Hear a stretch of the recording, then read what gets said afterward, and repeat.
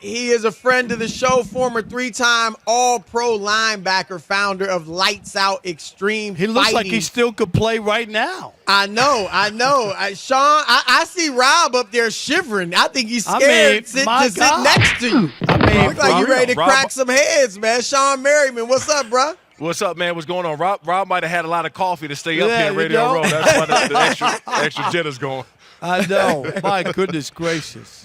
Well, Shawne, let's start here. A big thing for the Niners is obviously going to be how they can contain Travis Kelce. You were a linebacker.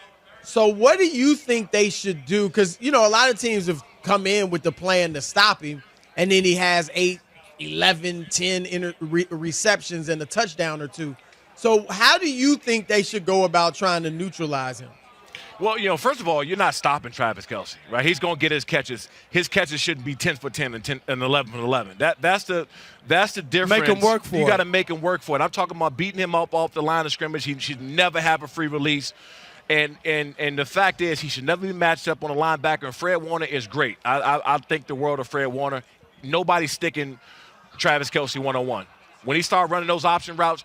And two, what I don't understand this as well, what one player that can beat you. Right? One player. I am double teaming, triple teaming. I don't care if anybody else score. I don't care if anybody else kill us this game.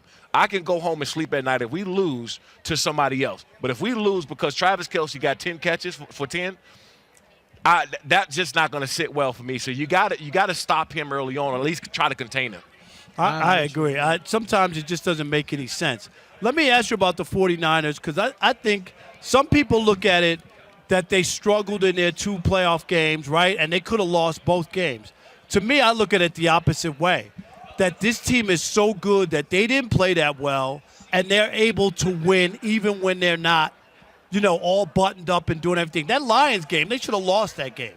And they wind up coming back, and they got the opportunities. Does that say something about a team when you don't play your best, you're still good enough to win? No, big time. You're right, man. They came out flat in that Lions game, right? Big time. They came out flat. They were at least early on that first half, they were getting out physical at the line of scrimmage. They were getting the ball ran on them. It almost seemed the Lions, everything the Lions did, it went right. Right. To your point, when teams are backs up against the wall, mind you, Brady's been down in the Super Bowl. Brady's been down the AFC Championship game. That's what I mean, right? You get what I'm saying? So there's nothing wrong with being down. It's about coming back. Now, the problem is, they get down against KC, they ain't coming back. That's where the difference is in this game. You can come back against the Lions because you're a better team. Patrick Mahomes ain't letting you get back in that game. That's the difference. Let me ask you this, Chris. I want to just follow up. Their offense has been spotty. We saw even in the second half against Baltimore, they got nothing. Like, they got Patrick Mahomes shut out in the second half. We've seen a couple other situations where most of the year you had bad fourth quarters where they didn't score. Like, the offense – does that concern you at all, that offense that was there almost all year could reappear in the biggest game of the year? To be honest, man, KC shouldn't even be here. Right. In my opinion, they played 2 teams that were better than them. Right. I think the Buffalo Bills, you can make the argument, is a better team. And no doubt about the Ravens. And the Ravens not even close. And I'm talking about on both sides of the football, other than if you want to give the nod to Patrick Mahomes as a quarterback position. If you look at this team top to bottom, the Ravens were a much better team. But see, this is why I can't go against the Kansas City Chiefs in this situation. They've already beat 2 teams that were better than them. The 49ers is a better team. But one thing the KC would do, and I'm speaking from experience because the Patriots did this to us when they kicked us out of the playoffs many times. They capitalize off your mistakes. Oh, there's no doubt. I agree with that. You got a taunting penalty. You got a personal foul. You can't give that stuff up. They gave I think they gave them like 30 yards in one drive in penalties. Yep. And they got a field goal. And they got a field goal. That was big, right? And guess what? That field goal was a deciding factor. And 2, another thing that bothered me about these games, and I get it, Patrick Mahomes is so great. Travis Kelce, Andy Reid, all this. They're in the Super Bowl because of their defense. Big time. They're there because anybody of who doesn't tell you that they didn't watch the game. Yeah. Hey, that play that they made on Flowers when he was diving into the end zone, that was a momentum shift because they should have lost that game if he scored. Shawne, where are you at on Brock Purdy? I mean, it seems some people you hear him being compared to Joe Montana and Steve Young and all that, and then others think he's not that good at all. Where are you at on Purdy? What you just said is the biggest problem with sports fan nowadays. we're so quick to call somebody a GOAT or a bust. Thank you. And when this happens, you don't even give a guy to materialize or come into his own to who he is, right? Is Brock Purdy elite? We don't know yet. Right. Because he has a staff. John Lynch, if anything, you want to give John Lynch credit. Don't take credit away from Brock Purdy. Give John Lynch credit for putting that team together, and give Kyle Shanahan credit for utilizing everybody that John Lynch put in place for him, but don't take it away from Brock Purdy. At the same time, he hasn't played long enough. He hasn't played long enough for us to throw a GOAT tag on him, elite or a bust, right? Because if Deebo Samuels is gone and Kittle is gone, can Brock Purdy beat you? And we don't know that yet, because he has a staff around him. So I would say give him another year.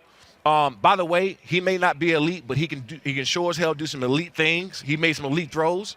So he may not be an all-around elite player, but then again, they're not asking him to do anything outside of that offense that's put him in a position other than spread the ball around to those 3 or 4 guys. All right. Now, you got a big event coming up. Let's talk about that and your boxing. And tell us. We got a huge fight, Lights Out Extreme Fighting.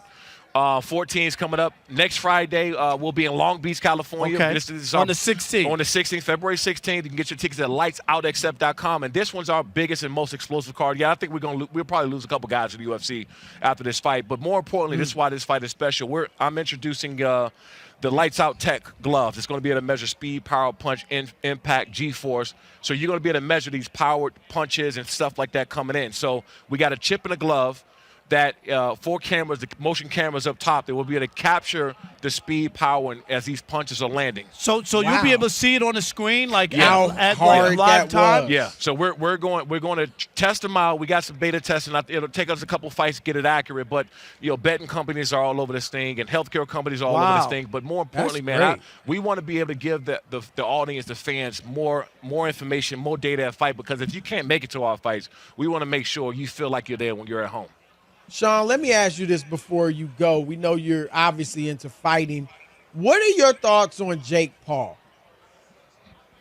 He's good for entertainment, and I think that we need to separate entertainment from boxing. Right.